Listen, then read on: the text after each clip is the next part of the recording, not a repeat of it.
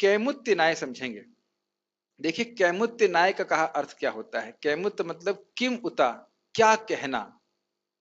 अगर कोई 100 रुपए है उसके पास, तो क्या वह 10 रुपए की वस्तु खरीद सकता है? मोहित प्रभु सोच रहे हैं।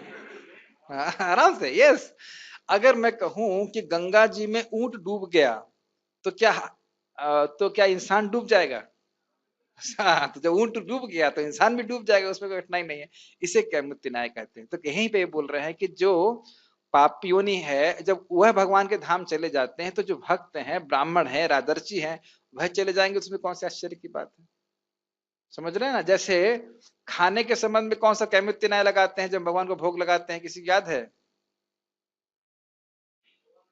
पूतना लोक भालग्नि राक्षसी रुधिराशन जिघांसयापि हरये, ऐसे करके श्लोक आ रहा है। पूतना, पूतना मतलब राक्षसी की बेटी, राक्षस के परिवार में। पूतना लोक बालक नहीं, बच्चों को मारती थी। अब हाथनी है कि लोक बालक नहीं, दोनों श्लोक है जाता है, मैं समझता हूँ। बालग्नि भी श्लोक है। बाल बच्चों को मारा करती थी, और उसके बाद कभी हो सकता बच्चों को मारती है, लेकिन खाना पीना अच्छा हो तो कहते नहीं, रुधिराशिना, खून पीने वाली थी। और जिघान से आप दत्ते, मतलब भगवान को मारने की इच्छा से आई थी, फिर भी उसको मां की गति दी। तो भगवान ऐसी स्थिति में इस प्रकार से जहर देने के लिए, मारने की इच्छा से अगर कृष्ण को देने के लिए आई, तो अगर कोई उदासीन भाव से भी कृष्ण को भोग लगाए तो क्या कहना, और फिर श्रद्धा से लगाए तो फिर क्या कहना, और अगर प्रेम से लगाए तो फिर क्या कहना। समझ में आया क्या मित्र नाय? ऐसे ही अजामिलो अपी, ऐसा अजामिल के प्रसंग में भी आता है। जब अजामिल चला गया तो फिर वह लोग, अन्य भक्त क्यों नहीं जाएंगे? तो प्रभुपाद जी कहते हैं जब अजामिल चला गया तो वह भक्त क्यों नहीं चले जाएंगे जो उतने पापी नहीं है। बड़ा अच्छा है। जब अजामिल चला गया तो वह भक्त क्यों नहीं जाएगा जो उतना पापी नहीं है, मतलब थोड़ा बहुत पाप है भी तो वह भक्ति करके नष्ट हो जाएगा। ठीक है। तो वही हम कैमित्य न्याय समझ में आ गया आप लोग को? तो हम उसको पढ़ते हैं। मेरे पीछे बोलिए माइक पे। किम पुनर्ब्राह्मणा पुण्याः किं पुनर्ब्राह्मणा पुण्याः भक्ता राजर्षयस्तथा भक्ता राजसेस्तथा अनित्यम असुखम लोकम अनित्यम् असुखं लोकम् इमं प्राप्य भजस्व माम। इमं प्राप्य भजस्व तो बड़ा माम्। स्पष्ट है। किम पुनर्ब्राह्मणा पुण्या, तो फिर पुनः ब्राह्मणों का और भक्त पुण्य अर्थात धर्मात्माओं का, जो धर्म पे चलते हैं, भक्तों का और राजर्षियों का क्या कहना। अर्थ स्पष्ट है। और तो कह रहे हैं फिर अनित्यम असुखम लोकम, ये जगत अनित्य है, और असुखम मतलब इस जगत में कोई सुख नहीं है। लोक इमम प्राप्य, इसको तुमने प्राप्त कर लिया है। ये मत पूछो कि कब प्राप्त किया और कैसे प्राप्त किया, ये भगवान उत्तर नहीं दे रहे हैं। कभी कभी लोग इसी झगड़े में पड़े रहते हैं, कैसे इस जगत में आए। अरे भाई कैसे आए उसकी चिंता मत करो, कैसे बाहर निकलोगे ये चिंता करो। अरे किसी को कोविड भी हो जाएगा तो कभी कभी ट्रैक नहीं कर पाओगे कहां से प्राप्त हुआ। स्वाभाविक है कहीं ना कहीं से तो प्राप्त हुआ। हम में से किसी को नहीं हुआ है अब तक, मतलब हम ऐसे किसी व्यक्ति के संपर्क में नहीं आए हैं, या कोविड वायरस के संपर्क में नहीं आए, सीधी बात है। अब हुआ है तो कैसे हुआ है जरूरी नहीं कि मालूम चले, जरूरी नहीं है। तो उसके बाद हम क्या विचार करते हैं, हम ये विचार करेंगे दवा कहां से मिल जाए। अच्छा तो अभी दवा भी नहीं है उसकी। तो इमम प्राप्य भजस्वमाम, यानी भगवान फोकस कर रहे हैं कि तुम्हें करना क्या है। क्या करना है हमको?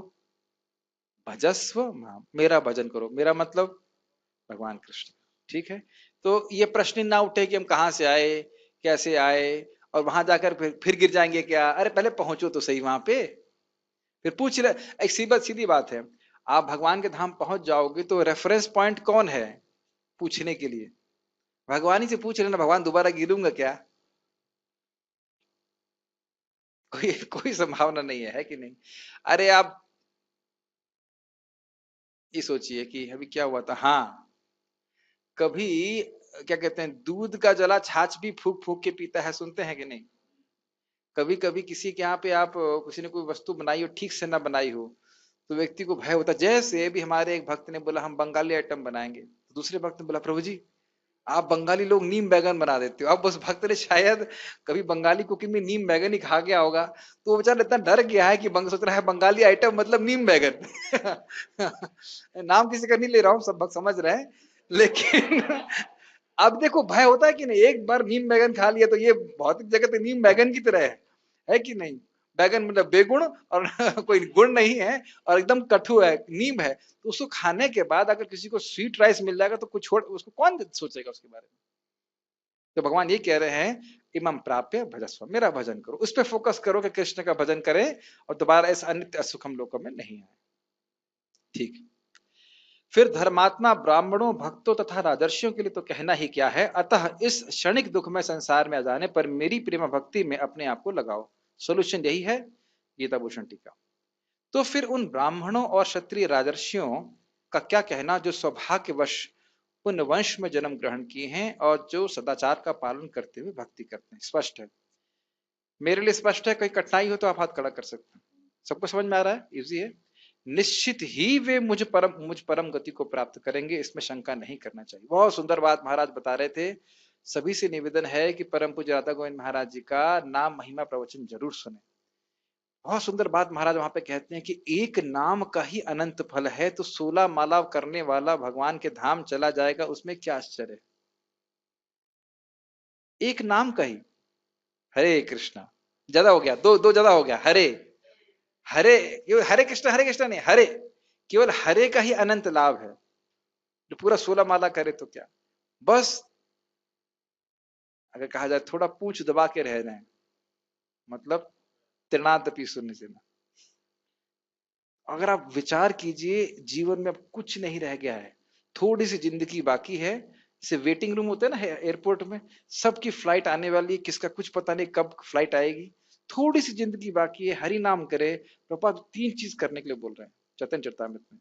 भगवान का प्रसाद खाओ, भगवान का नाम जप करो, भगवान के ठाकुर जी के प्रणाम करो, सेवा करो। और ये 3 करके हम पूरी तरह से आध्यात्मिक रह सकते हैं। मैं आपको चैतन्य चरितामृत से कोटेशन दे सकता हूँ, बहुत ज्यादा कुछ नहीं है। और वैष्णव का अपराध नहीं करिए। और वैष्णव संघ इतना सुंदर इस्कॉन है, इतना सुंदर इस्कॉन संस्था है, निकालते भी नहीं है। अगर ये 3 चीज अच्छे से करते रहिए, 16 माला जप कीजिए, भक्ति करिए, थोड़ी बहुत सेवा कर दीजिए, जिंदगी आराम से कट जाती है। महाराज खुद बोले बिल्कुल आराम से कट जाती है। बस इसकी, लेकिन ये करना तभी संभव होगा जब हम नियमित रूप से श्रवण करें। श्रवण नहीं करेंगे तो हम लोग डिफ्लेक्ट हो सकते हैं। तो अगर आप श्रवण करते रहेंगे तो हमें तुरंत मालूम चलता रहेगा हमारी ट्रेजेक्टरी गलत तो नहीं जा रही है। अगर गलत जा रही तो फिर वापस हम आ जाते हैं।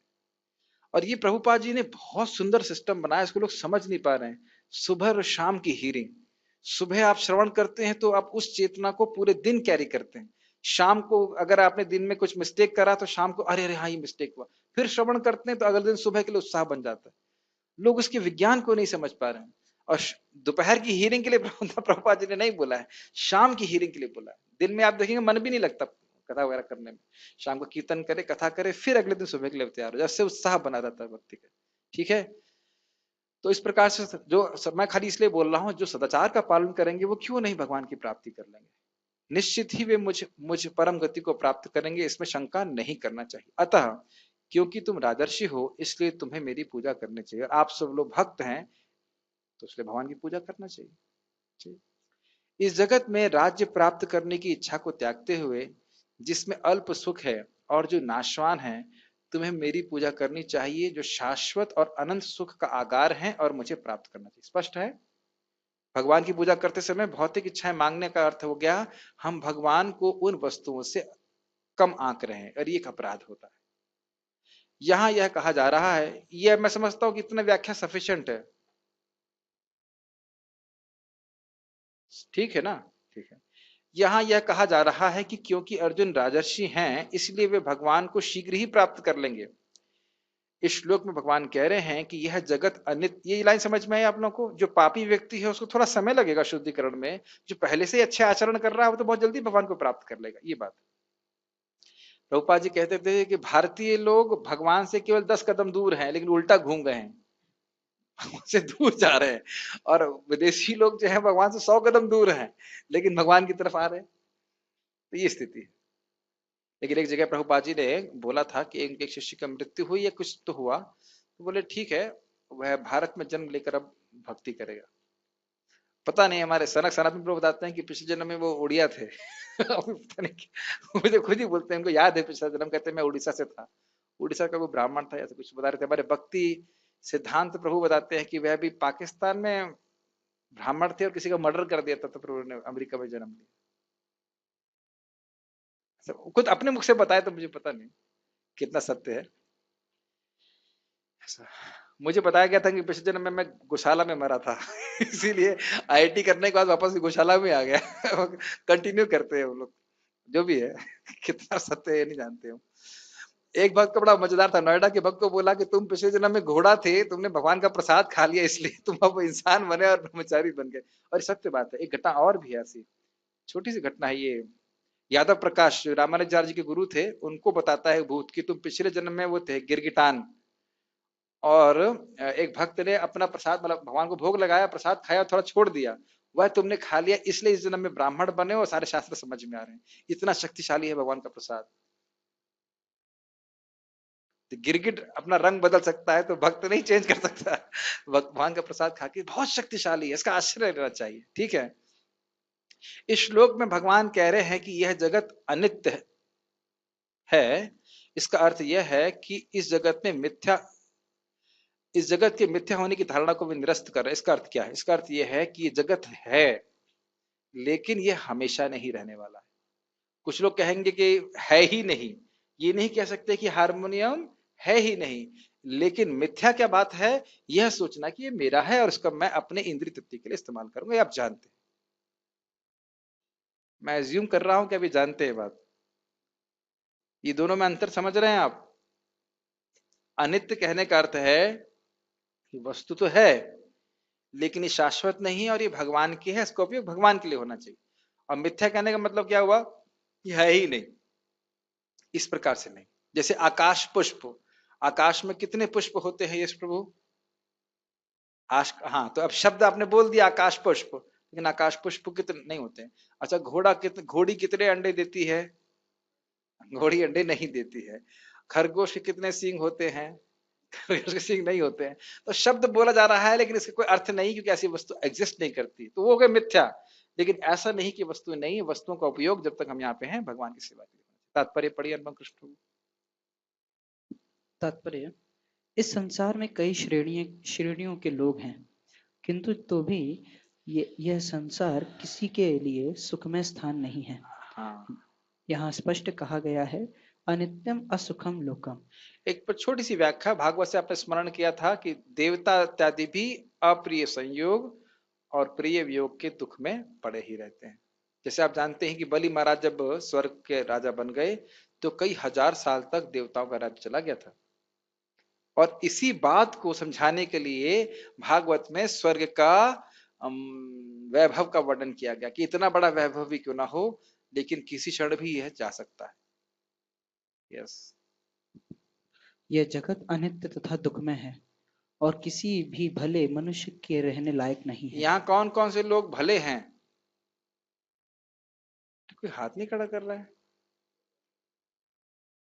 Who are gentlemen here? Trying to be।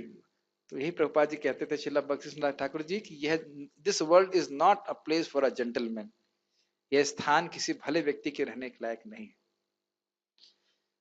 ये हमेशा याद रखना चाहिए। हमको लगता है भगवान के धाम कैसे जाएंगे, कैसे पहुंचेंगे, लेकिन धम जी वो हमारे बाप का घर है और बाप के घर जाने में कोई संकोच नहीं होता। भाई कोई आदमी आश्रम ज्वाइन करता है तो उसे लगता है कि मेरे पिताजी घर है, मेरे पिताजी घर तो वहीं पे है, तो वहां जाने में संकोच नहीं होता उसको। होता है कि कोई संकोच नहीं होता है ना? तो उसी प्रकार से हम लोग यहाँ बस थोड़े समय के लिए हैं, अब हमको भगवान के धाम वापस जाना है। ये बात बहुत अजीब सी लगती होगी, समझ में आ रही है? हमको लगता है हम यहाँ आए, भगवान वहां है और उनको हमसे क्या मतलब है। But the relationship is as intimate as between a father and son. थोड़ा ठहरिए इस पे और विचार कीजिए। जिस प्रकार से हम अपने पिता के घर जाने में संकोच नहीं करते हैं, वैसे ही भगवान है हमारे लिए। क्या ये हम समझ पा रहे हैं? इस पॉइंट को पकड़ कर विचार कीजिएगा कि एकदम सहज है। एक बार मैं भरतपुर में प्रचार कर रहा था तो एक माता जी को मैंने बोला कि जैसे आप अपने बच्चे के प्रति चिंतित हैं, ऐसे भगवान आपके प्रति चिंतित है कि आप उनकी बच्ची हो या बच्चा हो, जो भी कह लीजिए। तो वो कहने लगे अरे हम तो यहाँ सिंपल सी महिला हैं, हमारा क्या चिंता करेंगे कृष्ण। लेकिन ऐसा नहीं है, कृष्ण सभी बच्चों की चिंता करते हैं। सर्वयोनिषु कौन्तेय, just it's a matter of accepting a fact which is already there, उस सत्य को स्वीकार करने वाली बात। यस, पढ़िए। भगवान इस संसार को क्षणिक तथा दुखमय घोषित कर रहे हैं। कुछ दार्शनिक, विशेष रूप से मायावादी, कहते हैं कि यह संसार मिथ्या है, किंतु भगवत गीता से हम ये जान सकते हैं कि यह संसार मिथ्या नहीं है, इस पे एक बहुत यह विनोद अनित्य की है। बात है। एक बार प्रभुपाद जी से उनके शिष्य ने कहा, प्रभुपाद जी, क्या ये सब कुछ सपना है? क्या हम केवल सोच रहे हैं कि हम यहाँ पे हैं और सब कुछ झूठ है? तो प्रभुपाद जी ने उसकी आंख में आंख डालकर बोला, तुम यहाँ पे हो। तो तुम यहाँ पे हो मतलब तुम वाकई यहाँ पे हो। इस इल्यूजन में मत रहो कि बस स्वप्न है और कुछ नहीं हो रहा है, मैं तो भगवान के धाम में हूँ, ये वो पता नहीं क्या क्या उसने। प्रभुपाद बड़े स्टाइल से बोले, तुम you are actually here, don't be an illusion. इस तरह के हजारों तरह के इल्यूजन शिष्य के मन में रह सकते हैं। यस, यह अनित्य है। अनित्य तथा मिथ्या में अंतर है। यह संसार अनित्य है, किंतु एक दूसरा भी संसार है जो नित्य है। हाँ, अनित्यम असुखम लोकम इमम। इमम का मतलब ये अनित्य है, ये असुखम है। इसका अर्थ ये नहीं कि भगवान का धाम भी अनित्य है और असुखम है। समझ में आ रहा है? दिस मतलब that also is there, this is temporary. यह अनित्य है, यह असुखम है, लेकिन भगवान का धाम नित्य है, वहां पे सुखी सुख है। प्रहलादानंद महाराज विनोद में कहते हैं, हम लोग दुख भोगते भोगते इतने अभ्यस्त हो गए कि किसी दिन दुख ना मिले तो दुख होता है। कुछ ना कुछ कठिनाई, कुछ समस्या रोज होनी चाहिए। लोगों को लगता है यार कोई समस्या कैसे नहीं है। कभी आपने अनुभव किया है? जो बोरियत होती है इसका मतलब क्या है? बोरियत मतलब कुछ करने के लिए नहीं, कोई समस्या सॉल्व करने के लिए नहीं।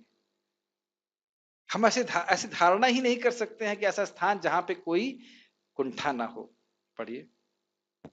यह संसार दुखमय है, किंतु दूसरा संसार नित्य तथा आनंदमय है। अर्जुन का कभी कभी जन्म मैं सोचता हूँ कि जैसे वहां पे गर्मी नहीं होगी, मुझे गर्मी से बहुत कठिनाई होती है, तो हमेशा मैं सोचता अगर आध्यात्मिक जगह तो वहां सब ठंडा ठंडा होगा। ऐसा मेरे मन में सोचता है कि वहां सब ठंडा ठंडा होगा, ठंडी ठंडी हवा चल रही होगी।